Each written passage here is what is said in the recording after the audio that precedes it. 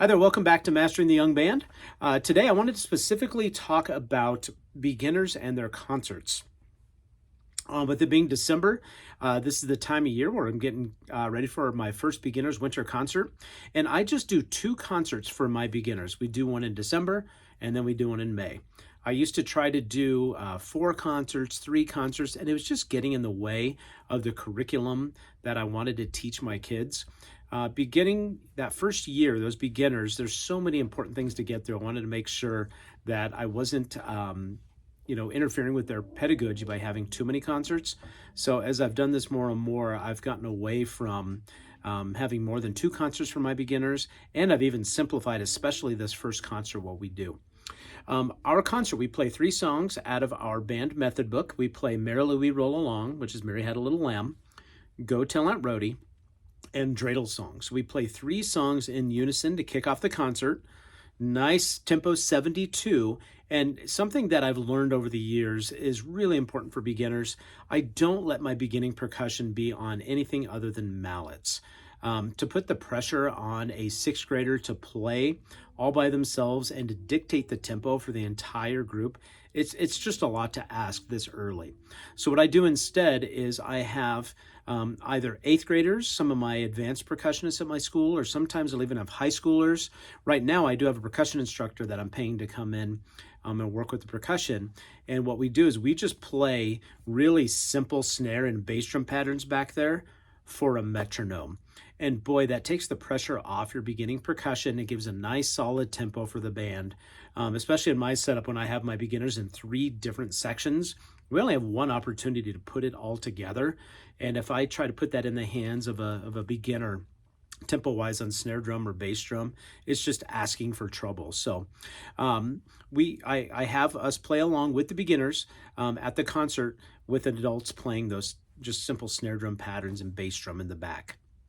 After the three unison pieces, we play some winter tunes, some holiday tunes. I've just created a packet of winter tunes myself, and I've arranged them in good ranges for all of my beginners. It's stuff like Jingle Bells and Deck the Halls and a lot of your classic carols, a different version of Dreidel Song, Rudolph the Red-Nosed Reindeer. And what I do is I assign each instrument gets a section feature. Like my flutes are playing Joy to the World, clarinets are playing Rudolph the Red-Nosed Reindeer. Oh no, Frosty the Snowman, sorry, Frosty.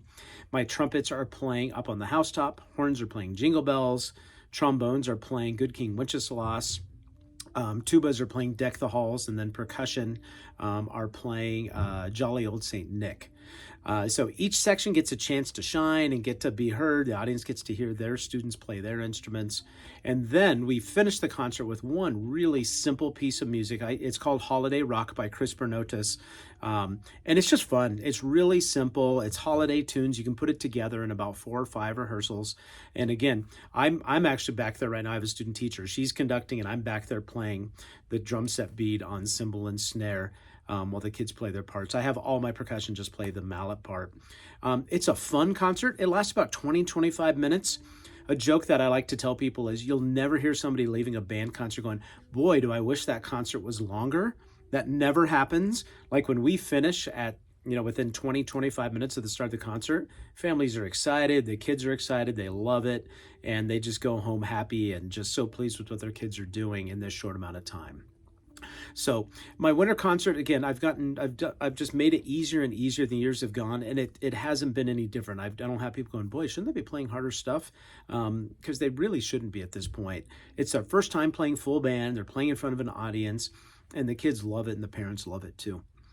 Just really quick, and I'll talk more about this probably later in the year, but I do my May concert. It's just pure sheet music. We do 4 pieces of sheet music, and an idea I got from Cheryl Floyd years ago is I actually do the same 4 pieces of sheet music every year.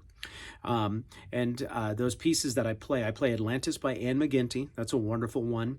Midnight Mission by Brian Balmages. Chorale and Mystic Chant by Timothy Loest.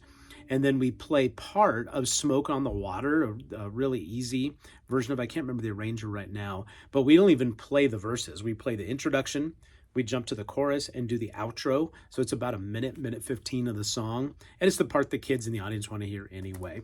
But that last concert, we do those pieces. So I hope that helps you in your planning. Just again, the more I've done this, the simpler I've made my beginner concerts, just because you have those huge, beginning bands and you're putting all these kids together, and it's just too many pieces to put together in a short amount of time. So you want to make it fun and engaging for the kids, and I think the formula I've come up with has been working really well. So hope you enjoy it. Again, check out my website, MikePerezBand.com. You can find my resources there for essential foundations, as well as some of my clinic handouts and things I've done in the past. Take care.